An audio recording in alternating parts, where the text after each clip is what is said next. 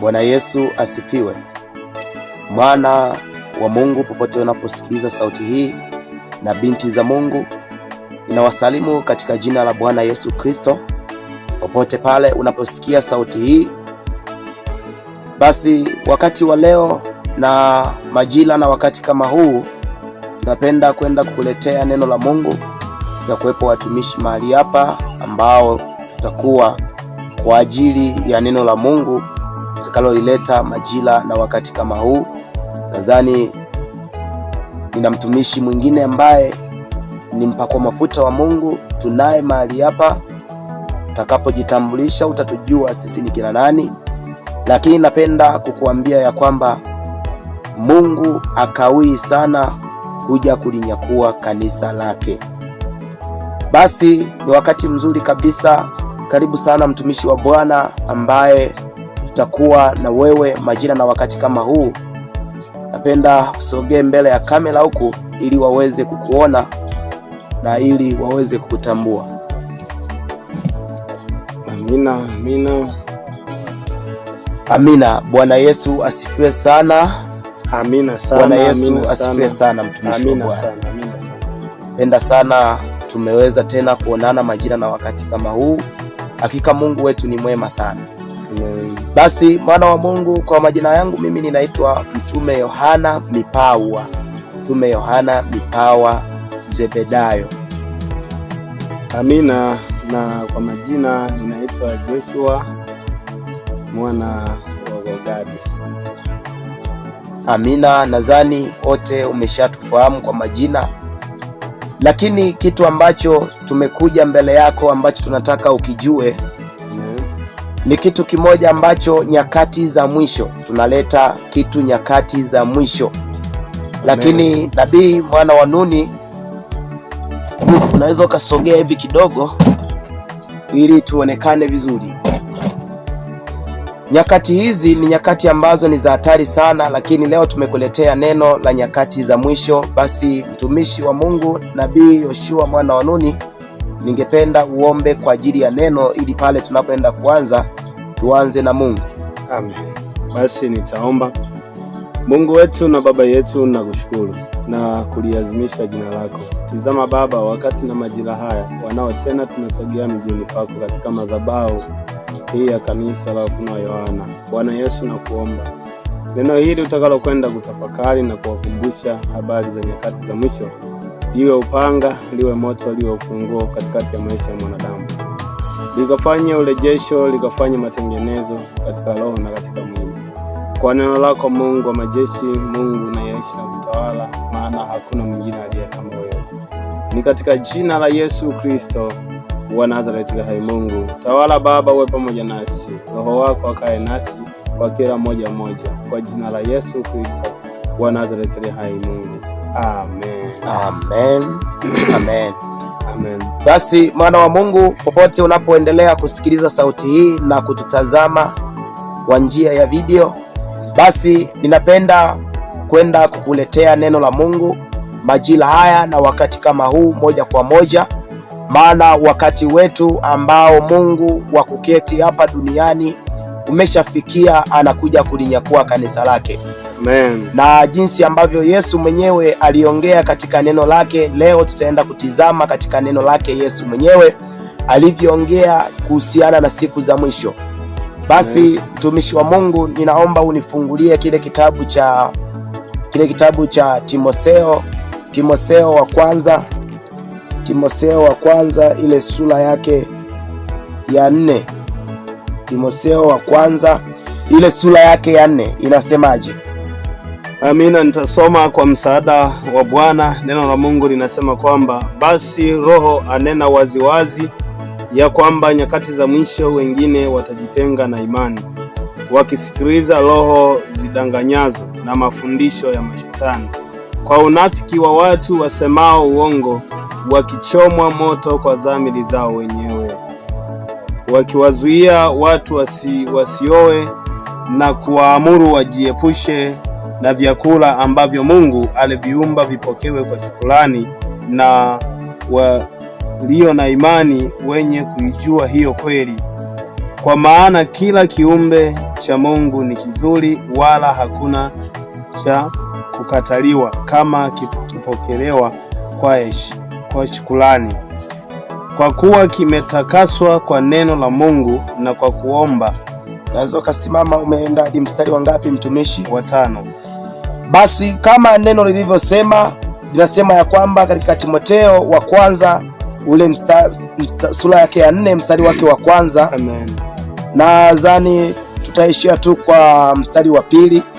Anasema kwamba basi Roho anena wazi wazi ya kwamba nyakati za mwisho wengine watajitenga na imani, wakisikiliza roho zidanganyazo na mafundisho ya mashetani, kwa unafiki wa watu wasemao uongo, wakichomwa moto kwa dhamiri zao wenyewe. Bwana Yesu asifiwe sana. Amen. Nataka kusema na wewe ambaye unasikiliza majira na wakati kama huu, na wewe ambaye unatizama majira na wakati kama huu, ya kwamba nyakati za mwisho ni zipi ambazo Paulo anazizungumzia hapa. Nyakati za mwisho ni hizi ambazo tulizonazo sasa hivi. Hizi ndizo nyakati za mwisho ambazo Biblia iko wazi inatukumbusha kusema ya kwamba nyakati za mwisho watu wengi watajitenga na imani na kusikiliza mafundisho ya uongo na roho zile zidanganyazo. Nataka nikwambia kwamba mafundisho leo hii yamekuwa ni mengi sana kwa ajili ya kupoteza na kwa ajili ya kuharibu. Hakuna mafundisho ya kuwafanya watu ili waweze kuacha dhambi. Hakuna mafundisho ya kuwafanya watu ili waweze kumgeukia Mungu. Hakuna mafundisho ya kuwafanya watu ili wawe na hofu ya Mungu. Kwa nataka nikwambie kwamba Roho ananena waziwazi ya kwamba nyakati za mwisho wengine watajitenga na imani. Inawezekana wewe leo hii ya kwamba mpaka sasa hivi tayari umeiacha imani ya kweli na umefuata imani ambayo ni ya kukupoteza, haiwezi kukufikisha mbele za Mungu aliye hai au kukufikisha kwenye lango la mbinguni, ambalo neno hili linatufundisha sasa ya kwamba kwa unafiki wa watu wasemao uongo, wakichoma dhamiri zao, yani wakichoma moto dhamiri zao wenyewe. Kuna mtu fulani anafundisha kitu, lakini kile kitu anaona ya kwamba kabisa hichi kitu hata kwenye Biblia hakipo, lakini bado anafundisha na watu bado wanamsikiliza. Kimfano, mtu anasema ya kwamba, anatamka ya kwamba kabisa ya kwamba kuabudu Mungu ukiwa mwanamke umevaa suruali sio jambo ambalo Mungu analichukia, au sio jambo ambalo Mungu anaweza kukuhukumu wewe uende motoni. Unasimama kabisa mbele ya madhabahu unaanza kufundisha vitu kama hivyo, na mtu mwingine anasema ya kwamba mimi ninakufundisha habari ya kumjua Mungu, lakini habari ya kukuuliza wewe ya kwamba hiyo sadaka yako umetoa wapi, hiyo sadaka yako umepewa na mchepuko, mimi sijui, lakini mimi ninachojua, lete sadaka. Mimi na vitu vingi vya kufanya, mambo mengi ya kufanya ninayo. Kuhubiri utakatifu ni kipengele. Mimi nakuhubiria ya kwamba usimame tu katika Mungu. Sasa haelezi utasimama namna gani ili uweze kufika mbinguni. Kwa hiyo kwa unafiki wa watu, mafundisho kama hayo watu wengi wanafanyaje? Watu wengi wanapotea. Kwa hiyo ndio maana kwa unafiki wa watu ya kwamba anakufundisha kile kitu ambacho hata Mungu mwenyewe siku ya mwisho atakuja kukukataa. Watu leo hii unakuta watu wamekimbilia vifaa vya upako, vifaa ambavyo Mungu hakuviagiza hata vitumike. Inawezekana wanachukulia katika neno la Mungu, lakini neno la Mungu linatukumbusha kusema ya kwamba si kila ambacho alifanya Paulo na sisi ndicho tutakachokifanya, bali ufunuo wa Mungu ukitokea mara moja ndio utakaofanyika mara moja. Bwana Yesu asifiwe sana. Amin. Naomba nifungulie kitabu kile cha Mathayo, kitabu cha Mathayo ile sura ya 24 mstari wake wa 4 mpaka mstari wake wa 14.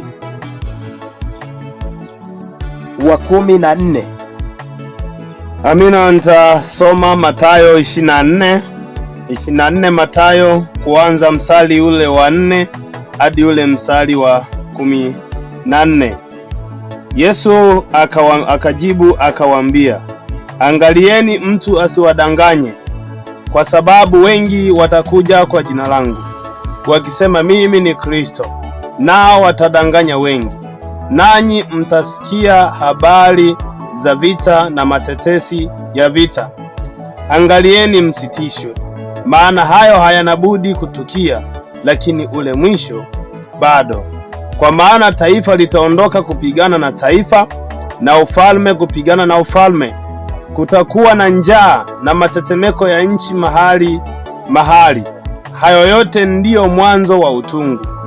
Wakati huo watawasaliti ninyi mpate ziki, nao watawaua nanyi mtakuwa watu wa kuchukiwa na mataifa yote kwa ajili ya jina langu. Ndipo wengi watakapojikwaa, nao watasalitiana na kuchukiana, na manabii wengi wa uongo watatokea na kuwadanganya wengi. Na kwa sababu ya kuongezeka maasi, upendo wa wengi utapoa. Lakini mwenye kuvumilia hata mwisho ndiye atakayeokoka. Tena habari njema ya ufalme itahubiriwa katika ulimwengu wote, kuwa ushuhuda kwa mataifa yote. Hapo ndipo ule mwisho utakapokuja.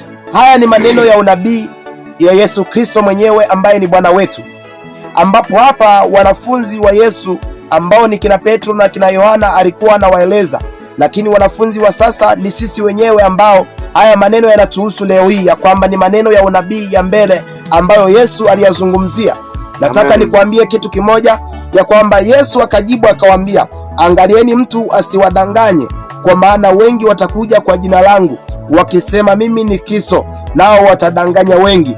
Nanyi mtasikia habari za vita na matetesi ya vita. Angalieni msitishwe, maana hayo hayana budi kutukia, lakini ule mwisho bado. Hata leo hii ya kwamba tunaona matetesi ya vita, baadhi ya nchi tayari ambazo zimeshatokea na hizo vita vinaendelea kupigwa. Na hivi vita ambavyo vinaendelea kupigwa, maana yake Biblia kwa wazi inasema kwamba hivi, nanyi mtasikia habari za vita na matetesi ya vita. Tayari ni habari za vita tunasikia baadhi ya nchi tayari sasa hivi ambazo kama Israeli na Irani pamoja na Marekani pamoja na mataifa mengine ambayo yalitangulia kama Ukraine na huyu Urusi. Kwa nataka nikwambia kwamba mwana wa Mungu, ya kwamba Yesu aliyaongea haya yote, ya kwamba nini dalili zake, na amesema wengi watakuja kwa jina langu. Mstari wa 7 anasema, kwa maana taifa litaondoka kupigana na taifa na ufalme kupigana na ufalme. Kwa unapoona vita usishangilie tu ya kwamba acha wadundane, kwa sababu silaha zimekaa tu muda mrefu hazina kazi. Nataka nikwambia kwamba hivi ni utimilisho wa maneno ya unabii ambayo Yesu aliyaongea, ya kwamba nyakati za mwisho lazima vitu kama hivi vitatokea, na anasema ya kwamba hayo yote ndiyo mwanzo wa utungu. Wakati huo watawasaliti ninyi mpate ziki, nao watawaua ninyi mtakuwa watu wa kuchukiwa na mataifa yote kwa ajili ya jina langu. Ndipo wengi watakapojikwaa, nao watasalitiana na kuchukiana. Sasa nataka nikwambie kwamba mwana wa Mungu, tuseme ya kwamba anasema kutakuwa na njaa. Kwenye mstari ule wa 7 anasema kutakuwa na njaa na matetemeko ya nchi mahali mahali.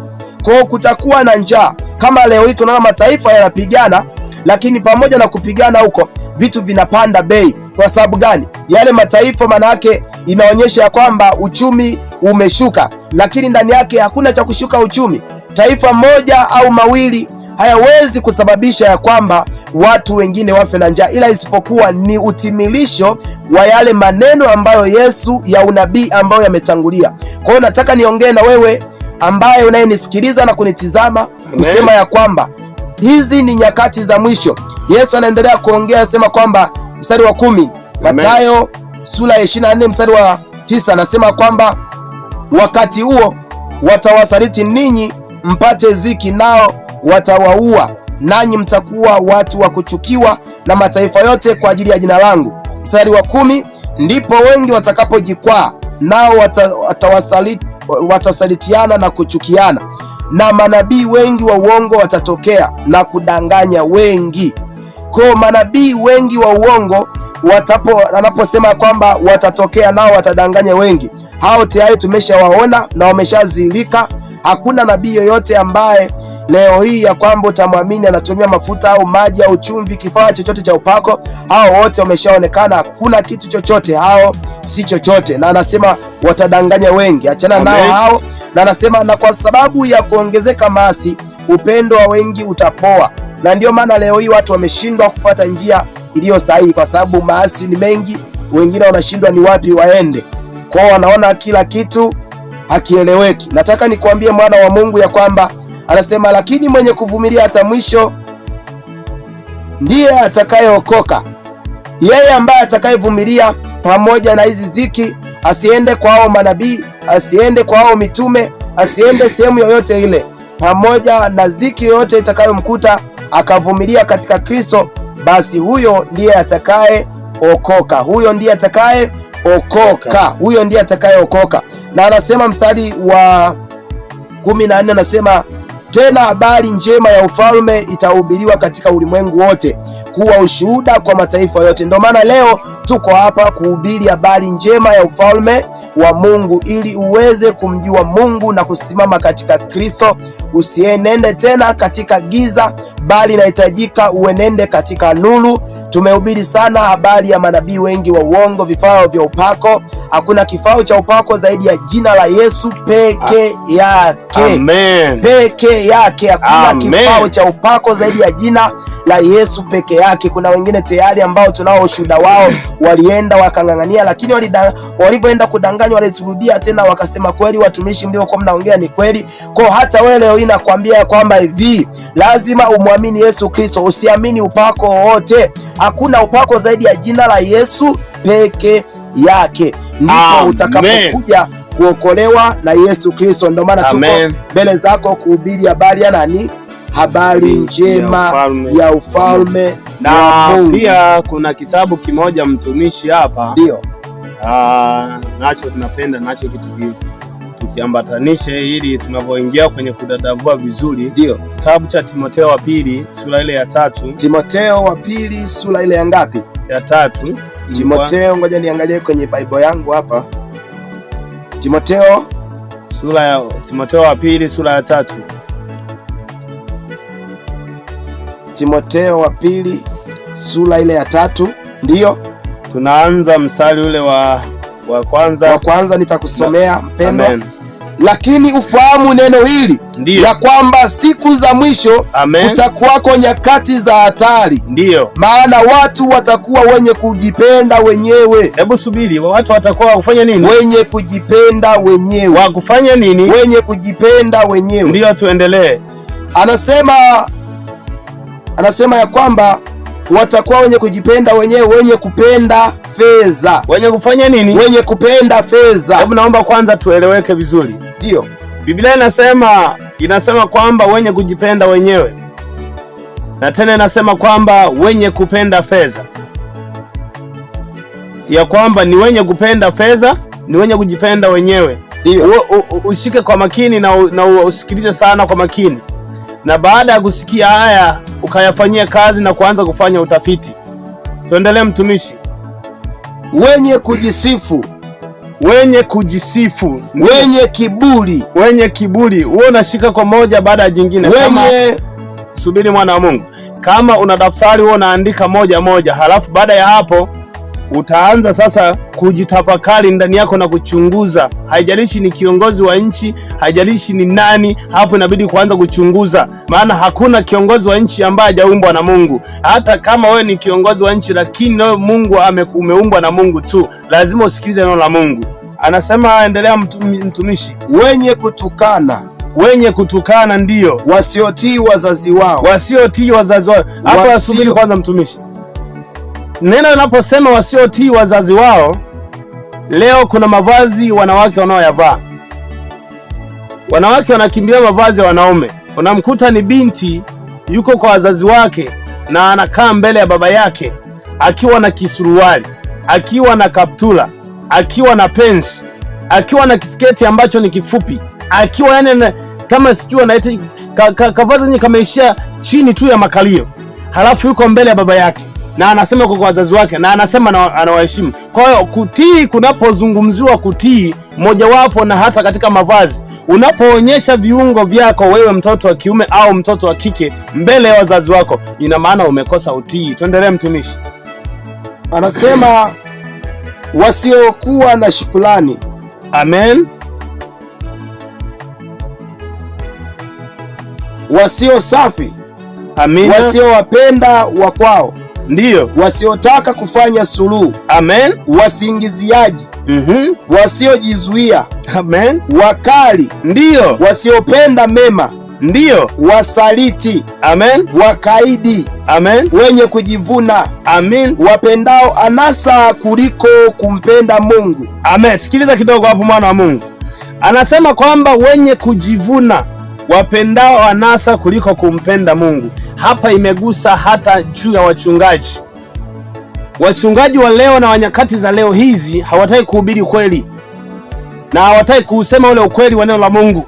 Amen. Na hawataki kusubiri neno kama neno linavyozungumza. Amen. Wanazungumza vitu vya kuvuta kwamba utoe sadaka tu. Amen. Wanatengeneza vitu ya kwamba kuconnection kwamba wanataka wapate vitu au kujipatia mapato au riziki. Amen. Tunajifunza kwa wachungaji wengi wa leo. Amen. Injili wanayohubiri, wanahubiri injili, lakini wanahubiri injili hata kuyaishi yale maneno wanayohubiri hawayaishi. Amen. Ile wanawaambia tu wengine, wanawabebesha mizigo wengine, halafu wenyewe hawaobebi. Anasema kwamba wenye kujisifu, wenye kujivuna, wapendao anasa. Wanapenda kualika kalamu kila mahala, kila mwaka, kila mwezi, kiasi kwamba wafanyiwe, wanasema birthday. Hata mtoto wake ikifika siku ya kuzaliwa anafanyiwa sikukuu. Tunaona wanajinufaisha katika mambo yao binafsi, lakini habari ya injili na toba ya kweli hawataki kusema. Hata akija mwanamke amevaa suruali, anasema twende tu, lete sadaka, tuna mambo mengine mengi ya kufanya, tuna mambo mengi ya kujenga, wewe lete michango yako, si tuna mambo mengine, uvae suruali usivae utajua mwenyewe, maana Mungu rohoni, mwilini mavazi. Unaona watu ambao wenye kupenda anasa kuliko kumpenda Mungu. Tuendelee, mwana wa Mungu. Wenye mfano wa utauwa, lakini wakikana nguvu zake. Amen. Hao nao ujiepushe nao. Kwa maana katika hao wamo wale wajiingizao katika nyumba za watu na kuchukua mateka wanawake wajinga wenye mizigo ya dhambi, waliochukuliwa na tamaa na za namna nyingi. Amen. Amen. Ameeleza kwamba hivi, lakini ufahamu neno hili, uwe umeokoka, uwe hujaokoka, uwe mganga, uwe mchawi. Kuna wengine wanasema kwamba mimi siwezi kumwabudu Yesu kwenye makaratasi. Wanasema Mungu wako makaratasi, kwenye makaratasi. Hivi wewe mpaka unafikia hatua kusema Mungu wako kwenye makaratasi? Aliyekuumba ni nani? Aliyekutengeneza ni nani? Unachokilima na ukipanda juu ya nchi ni nani anayekiotesha? Anafikia wakati anamwagilia yeye mwenyewe paka kinakuwa, paka kinakuja kuzaa. Ulipanda punje moja mhindi, hata kama ni ya mpunga, hata kama ni ya maharage, lakini nakuja kuvuna punje zaidi ya 100. Ulipanda punje moja, ni nani aliyezalisha? Halafu unasema Mungu kwenye makaratasi. Uwe umeokoka, uwe hujaokoka, uwe umefanyaje, lakini anasema kwamba lakini ufahamu neno hili, ya kuwa siku za mwisho kutakuwako nyakati za hatari. Na ndio maana utekaji umekuwa mwingi, na ndio maana magonjwa yamekuwa mengi, na ndio maana hata kama wako tayari wa kuona unakufa hapo, lakini uwezo wa kusaidia hawakupi hata chochote. Ila siku akikuona kwamba umekufa, utaona wanakuja na michango ya lambilambi. Ya nini sasa unatoa michango ya lambilambi? Si bora tu endelee kusurvive na vitu vyako hivyo vilivyo navyo. Ulishindwa kumsaidia mtu angali yuko hai, lakini wanakufa unakuja eti na 100,000 unachangia jeneza la nani? Amen. Ufahamu neno hili. Iwe umeokoka hujaokoka, ufahamu neno hili ya kwamba nyakati za mwisho, ufahamu ya kwamba siku za mwisho kutakuwa nyakati za hatari. Anasema watu watakuwa wenye kujipenda wenyewe. Ndicho tunachokishuhudia leo. Makanisa mengi hawahubiri ukweli, hawazungumzi neno la Mungu kwa uhalisia, hawatangazi habari njema ya ufalme wa Mungu. Wanahubiri vitu ambavyo ni mafanikio tu, ni mafanikio tu, ni mafanikio tu, ni utajiri tu, ni mafanikio tu, ni mafanikio tu. Hivi mbinguni tunaenda na mafanikio? Yesu mwenyewe hakujenga hata nyumba. Yesu mwenyewe alikuwa hana hata shamba, lakini Yesu alikula na kunywa. Au kuna andiko nao sema kwamba Yesu alikufa na njaa? Hapana. Anasema hivi, maana watu watakuwa wenye kujipenda wenyewe, wenye kupenda fedha. Na ndio maana saizi watu wanasema hela ina thamani kuliko hata mtu. Anaona kwamba utu wa mtu, kwamba yeye hana habari na utu wa mtu, anachoangalia ni fedha. Haleluya, amen. Anasema wenye kujisifu, wenye kiburi, wenye kutukana, wasiotii wazazi wao. Kama tulivyoeleza, wasiotii wazazi wao, mojawapo ni watoto. Mtoto wa kiume anavaa suruali chini ya matako, halafu baba yake badala ya kumuita baba anamuita dingi, badala ya baba anamuita bosi. Amekuwa nini? Huo sio utii, sio utii wa kutii neno la Mungu. Huo ni upumbavu, kwa sababu amekosa heshima mbele za Bwana. Moja ya mavazi unakuta ni binti huko nyumbani amevaa kikaushi mbele ya baba yake. Unakuta ni binti kamevaa kisiketi kifupi, kakikaa kanajimwaga tu mbele ya baba yake. Haka kamekosa utii. Anasema wakaidi, wenye kujivuna, wasio wapendao anasa. Badala ya kumpenda Mungu wanapenda anasa, sio kumpenda Mungu. Anasema kwamba kuliko kumpenda Mungu, wenye mfano tu wa utauwa. Na ndio watu wanahubiri, njoo pokee muujiza, njoo pokee gari, njoo pokee ndege, njoo pokee nyumba, njoo pokee mtoto. Eti mimba unabeba kwa siku 2, miezi mingapi, anarudi kutoa tena ushuhuda, anasema nimejifungua mtoto. Kwa miezi 2 umejifungua mtoto. Pole.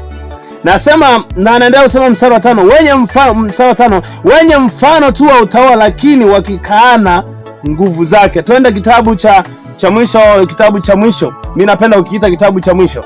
Ndio. Kitabu cha mwisho, tuangalie hapa sura ya 9. Baada tutasoma hapo tutaruka, tutaenda ile sura ya 11 kuanzia mstari wa 15 hadi 19 tutasoma hapo. Tutasoma hapa sura ya 9, tutaruka sura ya 10, tutaenda sura ya 11 ili kwenda kumalizia. Anasema mstari wa kwanza sura ya 9, mtumishi soma. Kitabu cha Mathayo, Ufunuo wa Yohana. Ufunuo sura ya ngapi? 9:1. Ufunuo 9:1, Biblia inasema malaika wa 5 akapiga baragumu. Nikaona nyota iliyotoka mbinguni imeanguka juu ya nchi. Ndio. Naye akapewa ufunguo wa shimo la kuzimu. Rudia tena. Malaika wa 5 akapiga baragumu. Nikaona nyota iliyotoka mbinguni. Ndio. Ikianguka juu ya nchi. Naye akapewa ufunguo wa shimo la kuzimu. Ndio. Akalifungua shimo la kuzimu, moshi ukapanda kutoka mle shimoni kama moshi wa tanuru kubwa. Jua na anga vikatiwa giza kwa sababu ya ule moshi wa shimoni. Nzige wakatoka katika ule moshi.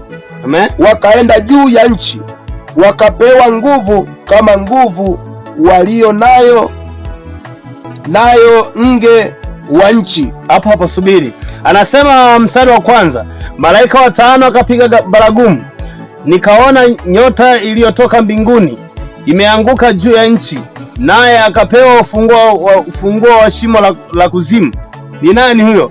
Ni Yesu mwenyewe alipokufa msalabani, akashuka mpaka kuzimu, akanyang'anya ufunguo wa ufalme. Kwa hiyo kinachosubiriwa hapa, Yesu atarudi mara ya pili akiwa na ufunguo. Anaposema nyota, ule ni utukufu, yale ni mamlaka, ule ni utawala. Maanake atarudi na utawala wake na utukufu wake na nguvu zake, atashuka mpaka pande za kuzimu, na ndipo pale shetani atakapopigwa kule kuzimu na kufunguliwa. Haleluya. Anasema mstari wa 2, akalifungua shimo la kuzimu, moshi ukapanda kutoka mle shimoni kama moshi wa tanuru kubwa juu ya anga, na jua na anga vikatiwa giza kwa sababu ya ule moshi wa shimo. Nzige wakatoka katika ule moshi, wakaenda juu ya nchi, wakapewa nguvu kama nguvu walio nayo nge wa nchi. Umeona? Ina maana yake baada ya shetani kufunguliwa, na ndipo pale mabaya yote yatakapojidhihirisha, ya kwamba kama unadanganywa kwamba huyu Mungu wa mbinguni tunayemtaja Yesu Kristo, unasema ya kwamba yeye kwamba ni Mungu wa kwenye makaratasi, ya kwamba ni Mungu wa kwenye vitu ambavyo ameandikwa na wazungu. Kwa maana wapo wengine wamepotoka, akili zenu zimetiwa giza na mawazo yametiwa ganzi. Kwa hiyo wanasema ni Mungu wa kwenye makaratasi, lakini nakwambia siku hilo kama ulivyosikia sema kwamba lakini ufahamu neno hili. Na ndio maana tunaona matetesi ya vita imeanza Ukraine na Urusi, lakini imeendelea baada ya miaka mitatu. Huu ni mwaka tena mwingine wa 4 kwenda wa 5, lakini tumeona tena kingine kimetokea tena. Ilianza Israeli na Hamas walianza kuishambulia kwanza Israeli, ilikuwa ni tarehe 7 mwezi wa 10 2023. Baada ya hapo walipofanya vile Hamas, Israeli ikajibu mapigo. Ilivyojibu mapigo ndio mwanzo wa utungu. Tunavyosema matetesi ya vita, uelewe matetesi ya vita ni nini? Ni haya mambo ambayo yanaendelea mpaka sasa. Amen, amen. Sasa badala ya kuendelea na Hamasi, Israeli wakaanza tena na Irani. Baada ya Irani kuingilia kati na mataifa mengine tena ya Kiarabu, ya falme za Kiarabu yakaingilia kati kuanza kusaidia Hamas.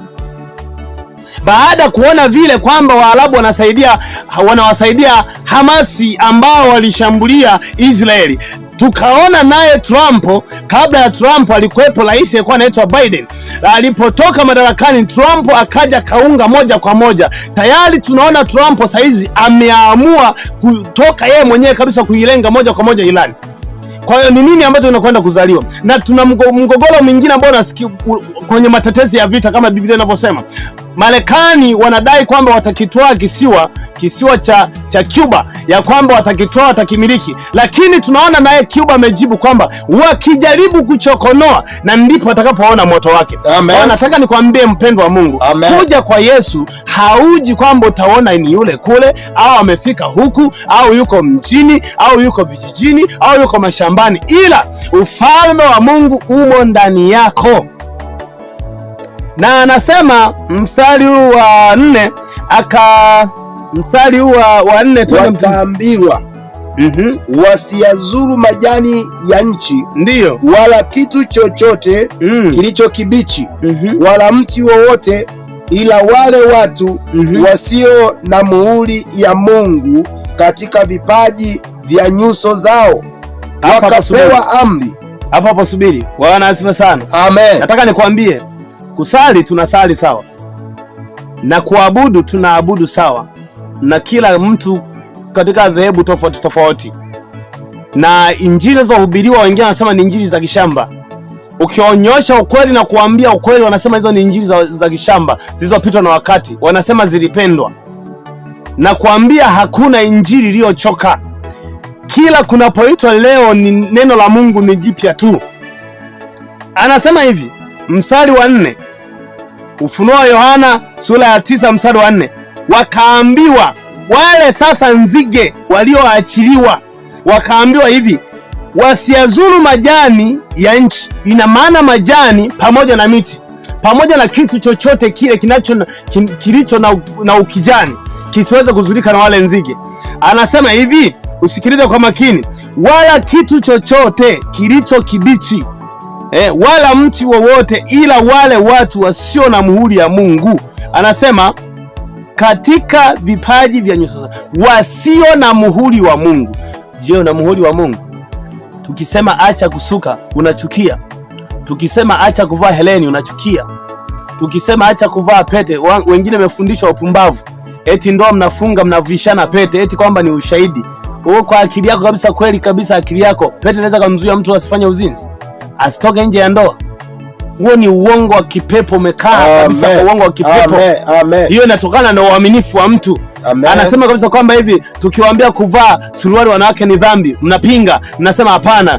Kusuka rasta, kusuka nywele, kuvaa mawigi, kujipamba kwa mapambo ya mwili yasio na utu ndani yake.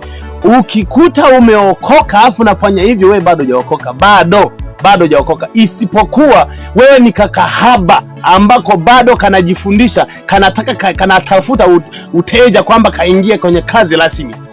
Amen. Na nyumba za ibada nyingi sasa zimegeuka kwa tu ni sehemu ambayo ya kufundishia ukahaba. Kuna wachungaji wengine wanashiriki kabisa, wanafundisha mapenzi madhabahuni, wanafundisha mapenzi. Ndio ujue kabisa kwamba alama ya Mungu kama hauna, aisee, ndugu yangu, utaungua katika moto wa milele. Mungu hatakuonea huruma, Mungu hatakuwa na huruma na wewe, na Mungu hatakusamehe, na Mungu hatakuvumilia. Kuna kitu kimoja wanajitumanisha wasema kwamba tupo chini ya neema, tupo chini ya neema. Sawa, neema tupo chini nao. Neema maana yake nini? Neema ni hivi, utakapoamka tunaona anga, tunaona miti, tunaona maji, tunaona nyasi, tunaona mabwawa, tunaona mito, tunaona bahari, tunaona kitu jua, tunaona mbalamwezi, tunaona nyota, lakini ile ni neema ya Mungu. Itakapofungwa mlango wa neema, mpendwa, kufungwa mlango wa neema ni kitu kingine. Usifikiri ni jambo rahisi. Kwa itakuwa ni hatari, manake pale mauti itakuwa imeshikwa tayari mikononi mwa Mungu. Hakuna muda wa kutubu, hakuna muda wa kuomba msamaha, hakuna kusema sijui nini Mungu sisi mfanyeje, haitakuwapo. Utakimbia kwamba kajiue, utajichoma, utajizuru kama sumu utakunywa, lakini kufa hakuna, maumivu utayapata. Amen. Na anaendelea, anasema tuendelee mtumishi, mstari wa 5. Mstari wa 5 anasema wakapewa amri kwamba wasiwaue bali wateswe miezi 5, na maumivu yao yalikuwa kama kuumwa na nge. Amen. Aumapo mwanadamu. Haleluya. Amen. Anasema kwamba nao wataitafuta mauti, nao wataitamani mauti. Nao wataitamani mauti. Amen. Nao watatamani kufa. Nayo mauti itawakimbia. Haleluya. Amen. Anasema nao watatamani kufa, nayo mauti itawakimbia. Sasa saizi si mauti mnaiogopa, baadaye mtaitafuta. Mnajidai mna umaarufu wa kutafuta magari na utajiri na majumba, mnalala pazuri. Subirini, mnachunga ng'ombe. Wengine wanasema namiliki ng'ombe sijui 500 sijui 1000. Wanafikiria kwamba ng'ombe zile zitawasaidia siku itakapofika. Na kuambia si kitu. Hao ng'ombe nao watafuta, tafuta uzima wa milele. Mtafute Yesu, usitafute dini, usitafute majumba, usitafute wanaume, usitafute wanawake, usitafute magari, usitafute kuwa bodaboda maarufu, usitafute vitu ambavyo vya kupendezesha katika mwili, za kusisimua katika mwili. Mtafute Mungu ili uepuke hii mauti ya pili. Amen. Amen. 7 nasemaje? Na maumbo ya hao nzige yalikuwa kama farasi wanaowekwa tayari kwa vita, na juu ya vichwa vyao kama taji mfano wa dhahabu, na nyuso zao zilikuwa kama nyuso za wanadamu. Amen. Nao walikuwa na nywele kama nywele za wanawake, na meno yao yalikuwa kama meno ya simba. Nao walikuwa na dirii kifuani kama dirii za chuma, na sauti ya mabawa yao ilikuwa kama sauti ya magari ya farasi wengi waendao kasi vitani. Nao wana mikia kama ya nge. Ndiyo. Na miiba, na nguvu yao ya kuzuru. Wanadamu miezi 5 ilikuwa katika mikia yao. Amen. Na juu yao wanaye mfalme, naye ni malaika wa kuzimu. Amen. Rudia tena mstari wa 11 kwa sauti. Na juu yao wanaye mfalme, naye ni malaika wa kuzimu. Ndiyo. Jina lake kwa Kiebrania ni Abaddon. Ndiyo. Na kwa Kiyunani analo jina lake Apollyon. Amen. Anasema 11, tunaangalia kwenye pointi. Anasema kwamba na juu yao wanaye mfalme. Akina nani juu yao wanao mfalme? Hawa nzige ulioambiwa, wenye vichwa kama vya farasi, wenye nywele kama za mwanamke. Haleluya. Na meno yao kama meno ya simba, na dilii kifuani mwao, dilii za chuma. Yani ni haki, dilii ni haki yao ya kuumiza. Dilii maana yake ni haki. Haleluya. Anasema 11, anasema kwamba na juu yao wanaye mfalme, naye ni malaika wa kuzimu, jina lake kwa Kiebrania. Anasema tumalizie haraka. Anasema kwamba na juu yao wenye mfalme, naye ni malaika wa kuzimu, jina lake kwa Kiebrania anaitwa Abaddon, na kwa Kiunani analo jina lake ni Apollyon. Huyu ni mkuu wa majeshi ya pepo wachafu. Huyu ni mkuu wa mapepo wa majini yote yanayosurubisha wanadamu katika nyakati hizo. Na anasema sura ya 11 Ufunuo mstari wa 15, tukianza hapo anasema, endelea mpendwa. Anasema malaika wa 7 akapiga baragumu, pakawa na sauti kuu katika mbingu zikisema, ufalme wa dunia umekwisha kuwa ufalme wa Bwana wetu na Kristo wake, naye atamiliki hata milele na milele. Na wale wazee 24 waketio mbele za Mungu katika viti vya enzi vyao wakaanguka kifurifuri, wakamsujudia Mungu wakisema, uliyeko na utakaye kuwako na uliyekuwako, kwa sababu umetwaa uweza wako ulio mkuu na kumiliki. Na mataifa walikasirika. Ndiyo. Na mataifa walikasirika hasira yako, nayo ikaja, na wakati ukaja wa kuhukumiwa waliokufa, na wa kuwapa thawabu yao watumwa wako manabii na watakatifu, na hao walichao jina lako, wadogo kwa wakubwa, na kwa kuwaharibu hao waliowaharibu nchi. Amen. Kwa hiyo wana wa Mungu, neno la mwisho kabisa ni katika kitabu cha Ufunuo wa Yohana sura ya 11:15 kuanza mstari hadi ule mstari wa 19.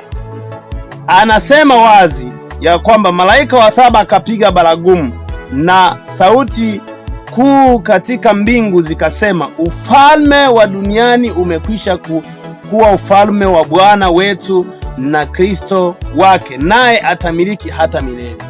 Dunia inakwenda kufutwa, dunia inakwenda kuondolewa, na vitu vyote vilivyomo vimeenda kufutwa.